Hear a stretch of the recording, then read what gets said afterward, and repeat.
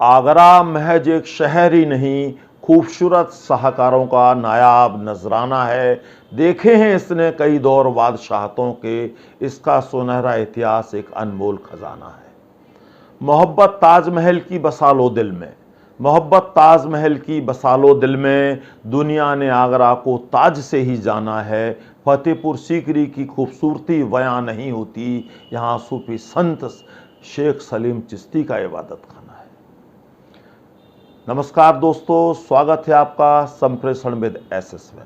मैं हूं आपका दोस्त एसएस त्रिपाठी और आज फिर कुछ खास लेकर आपके सामने हाजिर हूं। तो उन्वान से दोस्तों आप समझ ही गए होंगे कि मैं बात करने वाला हूं शाहकारों के शहर, नामी रुतबादार शहर आगरा के बारे में, जिसे ताज का शहर के नाम से सारी दुनिया जानती है। जी हाँ, वही आगरा जो दिल्ली से लगभग 200 किलोमीटर दूर है और जो है जमुना किनारे बसा है और उत्तर प्रदेश का एक रुतबेदार नामी शहर है।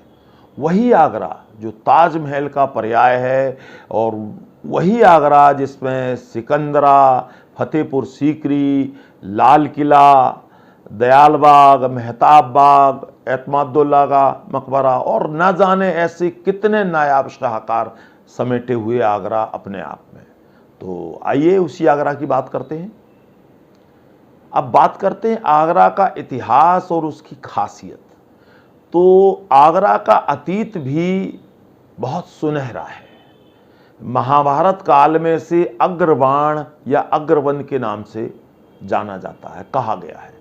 कुछ विद्वान मानते हैं कि सैकड़ों वर्ष पूर्व कोई ब्रह्मर्षि थे अंगिरा, उनके नाम पर इसका नाम आगरा पड़ा। और कुछ धर्मावलंबी लोग मानते हैं कि आयग्रह से बदलकर यह आगरा हो गया है। काफ़ी लोग मानते हैं कि एक मौजिज़ नेक इंसान तौलवी साहब ने इसे सबसे पहले आगरा कहकर पुकारा था। आगरा अपनी बेशकीमती इमारतों, अपनी इंडो इस्लामिक कल्चर की नुमाइंदगी दिखाती आला इमारतों, बिल्डिंगों के लिए जाना जाता है। आगरा ब्रज में है, ब्रजभूमि है।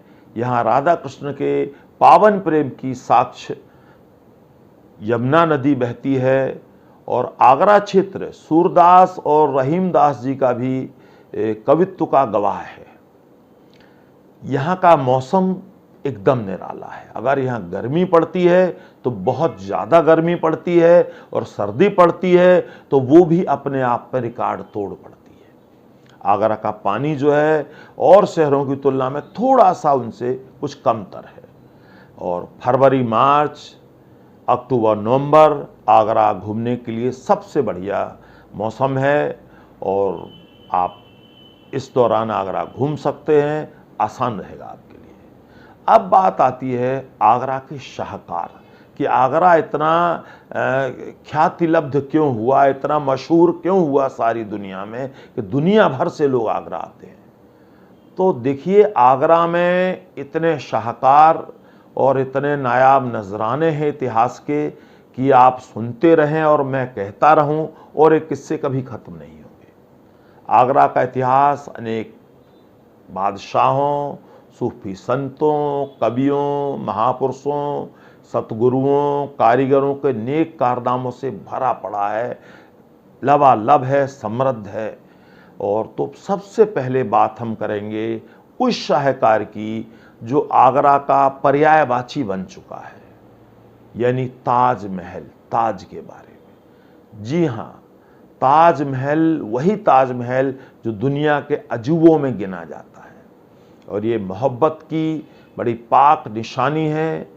बादशाह शाहजहां ने अपनी जन्नत नशीं बेगम मुमताज़ महल की याद में से तैयार करवाया था और जो है वो आज भी मोहब्बत की निशानी के तौर पर ही जाना जाता है पूरी दुनिया में। आज भी हज़ारों लोग इसे देखने आते हैं और इसकी खूबसूरत नक्काशी और इसकी बनावट, इसकी ऊपर लिखी इबारतें देखकर अपने आप ही मन में से कह उठते हैं, वाह ताज। इसे बनवाने में लगभग 22 वर्ष लगे और ऐसा कहा जाता है कि इसमें लगभग 22,000 कारीगरों ने काम किया। ये तामील हुआ 1631 से 1653, लगभग 22 वर्ष में। और जो है इसकी लागत उस समय 32 लाख रुपए आई थी, ऐसा अनुमान है लोगों का, जो आज की डेट में हजारों करोड़ रुपयों के बराबर है।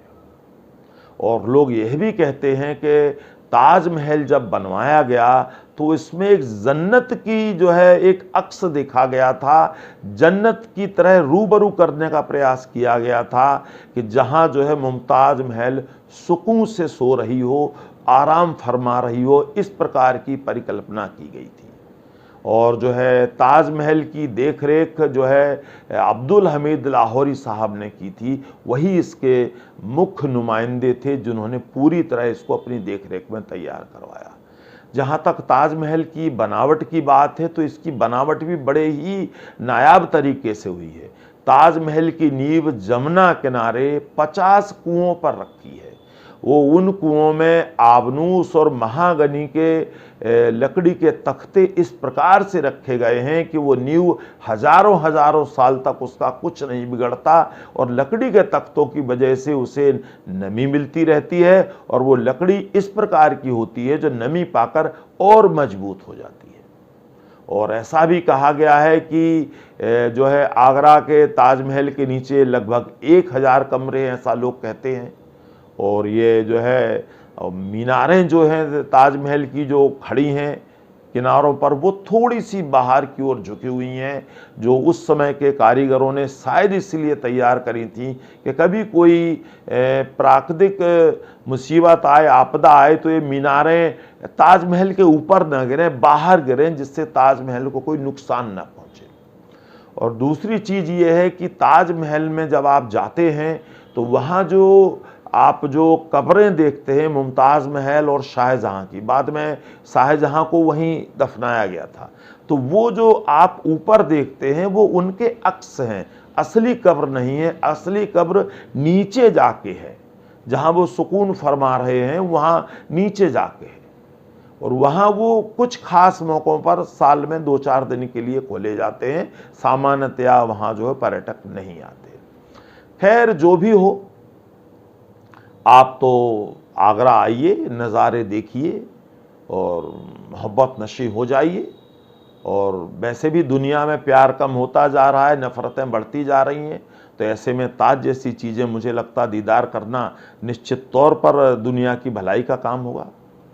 अब दूसरी एक नायाब शाहकार और है आगरा में, जिसका जिक्र करना बहुत ज़रूरी है, वह है फतेहपुर सीकरी। जब हम फतेहपुर सीकरी की बात करते हैं तो जहन में कई फिल्मों के दृश्य आ जाते हैं जो हमने फतेहपुर सीकरी फिल्मों में देखी है। यह फतेहपुर सीकरी आगरा शहर से लगभग 40 किलोमीटर दूर है, और किसी ज़माने में ये बादशाह अकबर की राजधानी हुआ करती थी। अकबर यहाँ के शानदार महलों में अपने पूरे परिवार और अपनी बेगमों के साथ रहा करते थे। फतेहपुर सीकरी अपने आप में मुग़ल काल की वास्तुकला का एक नायाब नमूना है, जिसे देखकर आज भी बहुत सारे लोग खोज करते हैं, रिसर्च करते हैं और पीएचडियाँ पा जाते हैं। और यहाँ पर जीत के जश्न में बना दुनिया का सबसे बुलंद दरवाज़ा है, वो भी यहीं पर है। और यहाँ पर एक ख़ास बात और, इसी फतेहपुर सीकरी में कभी जब अकबर बेऔलाद थे तो औलाद मांगने सूफ़ी संत सलीम चिश्ती साहब की दरगाह में गए थे और उनसे मांगा था कि मेरे कोई औलाद नहीं है, मुझे औलाद दीजिए, मुझ पर रहम कीजिए, मुझ पर कृपा कीजिए। तो जो है सूफ़ी संत शेख सलीम चिश्ती साहब ने उन्हें जो है आशीर्वाद दिया था। उसके बाद जहांगीर पैदा हुए। यही कारण है कि जहांगीर के बचपन का नाम सलीम था, क्योंकि उन्होंने सूफ़ी संत के नाम पर ही रखा था। और बाद में जो है बाद में उनका नाम जहांगीर हुआ जब वो बादशाह बने। और यही कारण है कि वो इतनी पाक और पवित्र, वो इतनी मन्नतों दुआओं को कबूल करने वाली जगह है कि शेख सलीम चिश्ती साहब की दरगाह पर, उनकी इबादत गाह पर आज भी हज़ारों लोग दुनिया के कोने कोने से आते हैं, धागा बांधते हैं, मन्नतें पूरी होती हैं और उनकी झोलियां भरती हैं और यहाँ से खुशहाल होकर जाते हैं। और बहुत सारे लोग ऐसे होते हैं जिनकी मन्नतें पूरी होती हैं, जिनकी झोलियां भरती हैं, तो शुक्राना करने आते हैं। तो ये बड़ी सुकून परस्त जगह है और यहाँ सबके लिए इज्जत है, मोहब्बत है और प्यार बांटना, मिलकर रहना, यही उनका संदेश है। तो आगरा के बारे में हम कुछ और बातें करेंगे एक छोटे से ब्रेक के बाद। बने रहिएगा हमारे साथ।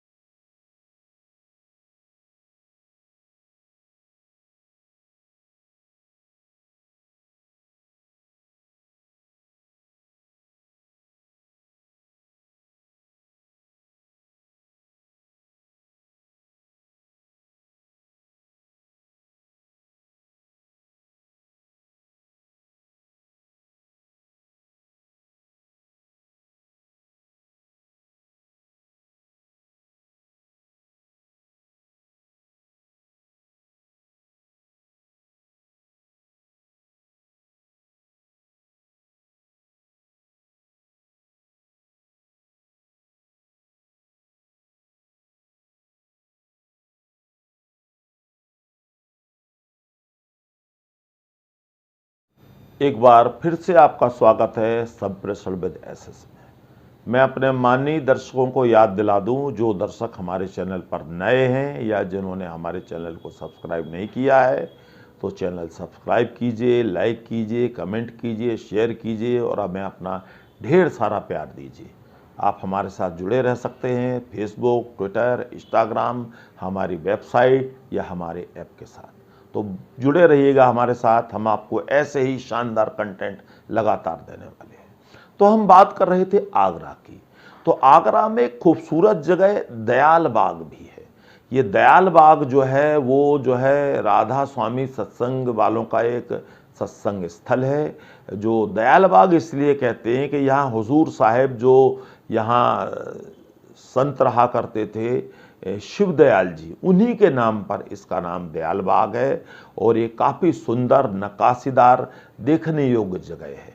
और इसके बारे में एक खास बात और दयाल बाग के बारे में कि यहाँ पिछले 100 साल से लगातार निर्माण कार्य चल रहा है, एक दिन के लिए भी नहीं रुका है।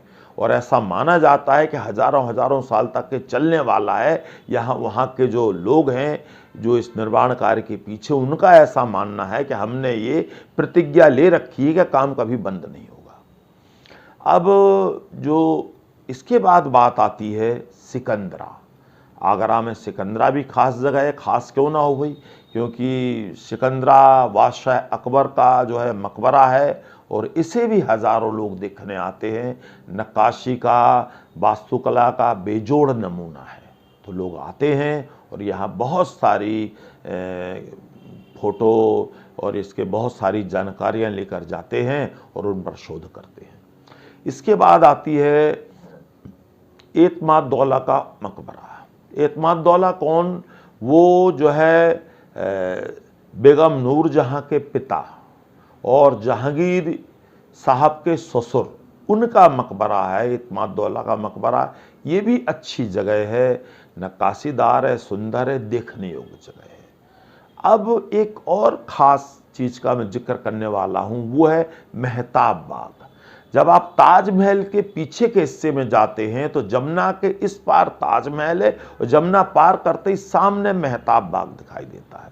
ये मेहताब बाग वही है जहाँ कहते हैं कि बादशाह शाहजहां ने मुमताज़ महल की याद में यहाँ सफ़ेद ताजमहल बनवाया था और मेहताब बाग में उसके कुछ चिन्ह भी दिखाई देते हैं, नींव वगैरह दिखाई देती है जो उस जमाने में भरी गई थी।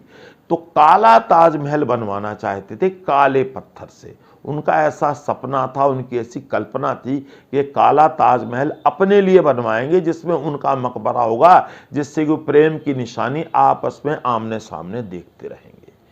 और जो है एक और ख़ास बात जिसे सुनकर हो सकता है आप चौंक पड़े, चौंक इसलिए पड़ेंगे कि मैं बात करने वाला हूँ लाल किले की। तो आप कहेंगे जनाब लाल किला तो दिल्ली में, जी नहीं, ऐसा ही एक लाल किला, ये भी मुग़ल सम्राटों के दौर में बना है, वो भी मुग़ल सम्राटों के दौर में बना, बनवाने वाले भी एक ही हैं। तो ये ऐसा ही एक बिल्कुल हूबहू इसी से मेल खाता लाल किला आगरा में भी है। और ये लाल किला वही लाल किला है जहाँ दुर्भाग्य से बादशाह शाहजहाँ को उनके जो है बेटे औरंगजेब ने कैद कर लिया था और बाद में जो है मुसम्मन बुर्ज में रखा। मुसम्मन बुर्ज वो जगह है जहाँ से ताजमहल सीधे तौर पर दिखाई देता है और यह लाल किला ताजमहल से महज 2-2.5 किलोमीटर की दूरी पर है।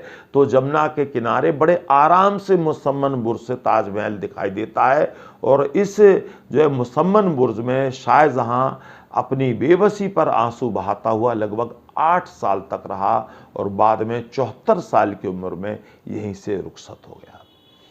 अब कुछ खास बातें ये हैं कि जो है आगरा एक तो विश्व धरोहरों की सूची में है, यहाँ की बहुत सारी इमारतें विश्व धरोहरों की सूची में है। और एक बात और जो आगरा के बारे में कही जाती है, लोग कहते हैं कि बादशाह शाहजहाँ ने कारीगरों के हाथ कटवा दिए थे। जी नहीं जनाब, बादशाह शाहजहाँ ने कोई हाथ नहीं कटवाए थे, ये मुहावरा है हाथ कटवा देना। हाथ कटवा देने का मतलब ये है कि वो किसी कमिटमेंट, किसी शर्त से बंध गए।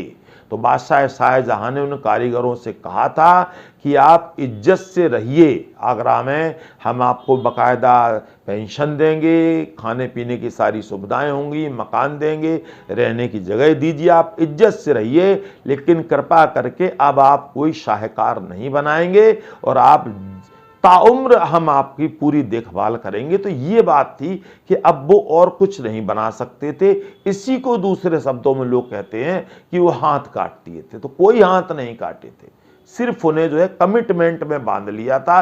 एक जो है एक उनके साथ एक प्रकार का समझौता हो गया था कि अब आप और कोई इमारत नहीं बनवाएंगे, क्योंकि शायद जहाँ साहब के मन में ये बात रही हो कि अगर ये कारीगर और कहीं जाएंगे तो हो सकता है ताजमहल से भी खूबसूरत कोई इमारत बना दें, शायद ये बात रही होगी।